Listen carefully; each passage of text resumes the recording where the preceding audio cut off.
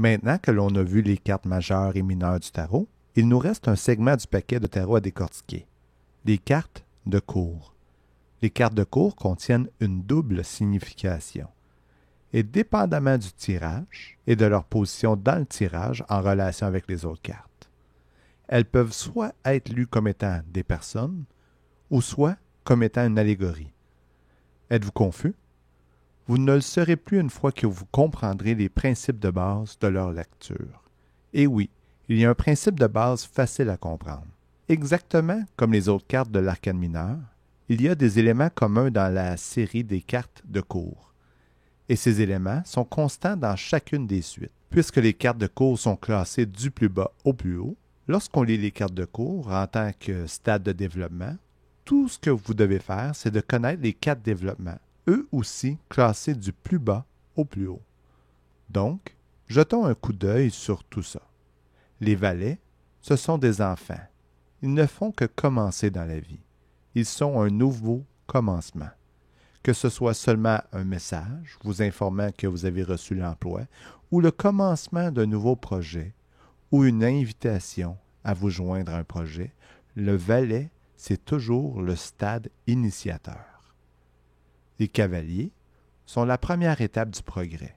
Ils sont ambitieux, audacieux, ils sont très déterminés. Tassez-vous de leur chemin, ils sont en mission.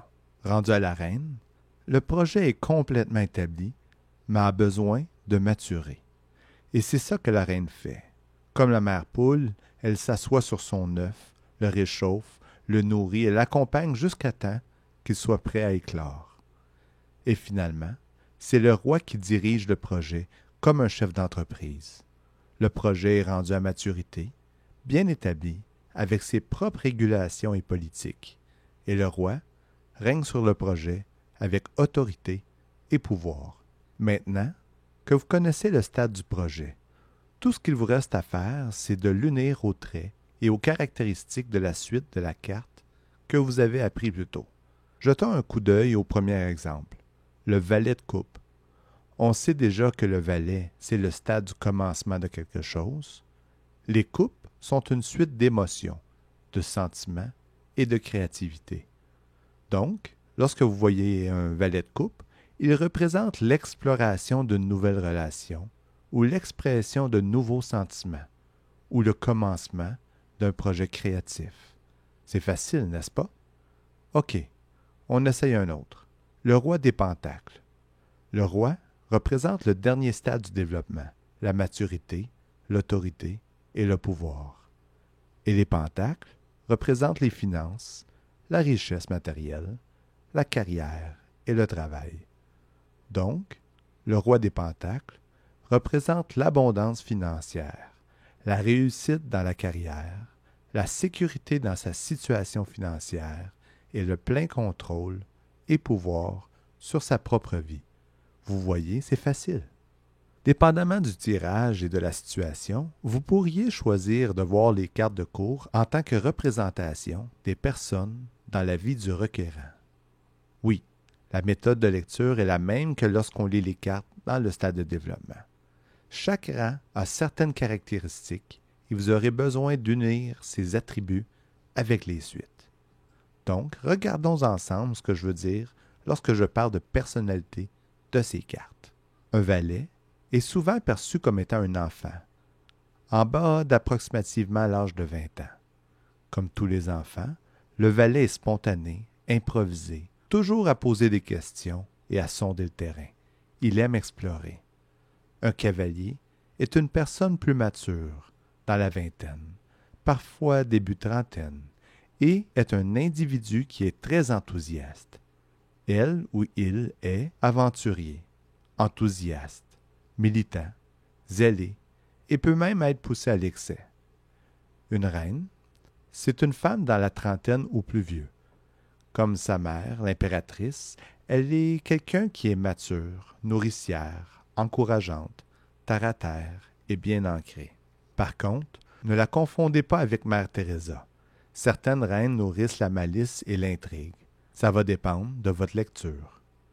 Un roi, c'est un homme mature qui est décisif, contrôlant, mais parfois dominateur et arrogant. Il est très autoritaire et très fort. Gardez à l'esprit que tous ces traits peuvent être soit négatifs ou soit positifs. Ça va dépendre de la lecture. Par exemple, un roi peut être contrôlant, oui, mais en tant que roi des coupes, il contrôle ses émotions. Et ça, c'est une bonne chose. Mais d'un autre côté, un valet d'épée, qui semble inoffensif, peut rapidement devenir quelqu'un de très curieux et d'indiscret. Quelqu'un qui ne peut tout simplement pas garder pour lui ce qu'il sait. Et ça peut devenir frustrant. Donc, maintenant qu'on sait quoi faire, allons-y et regardons ce que l'on peut faire avec ça.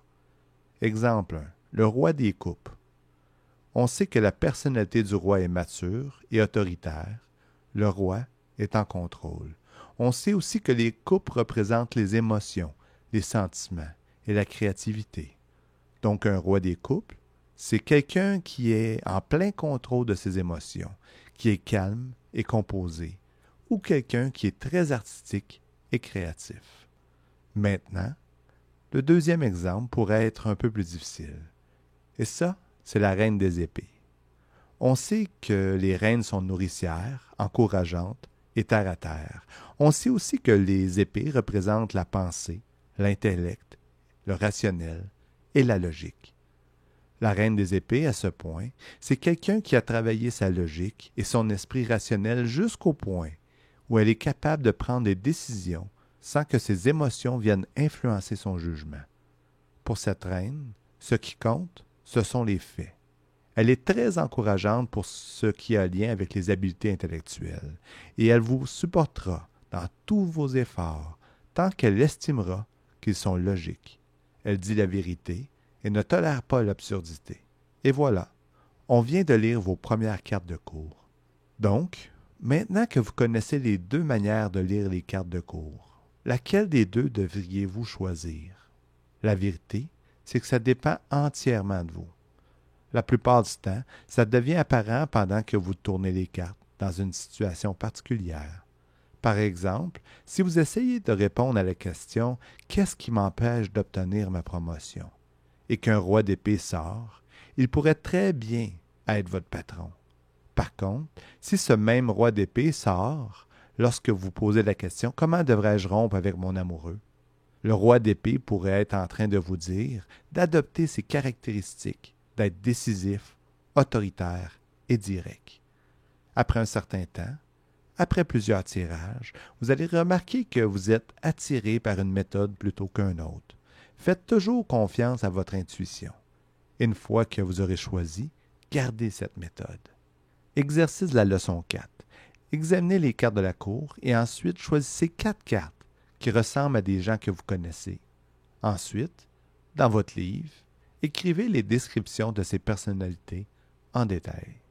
Par exemple, ce qu'ils aiment manger, les vêtements qu'ils aiment porter, les activités qu'ils aiment faire, ce genre de choses-là. Sentez-vous libre de le faire avec toutes les cartes. La prochaine fois que vous faites une lecture, souvenez-vous de ces descriptions.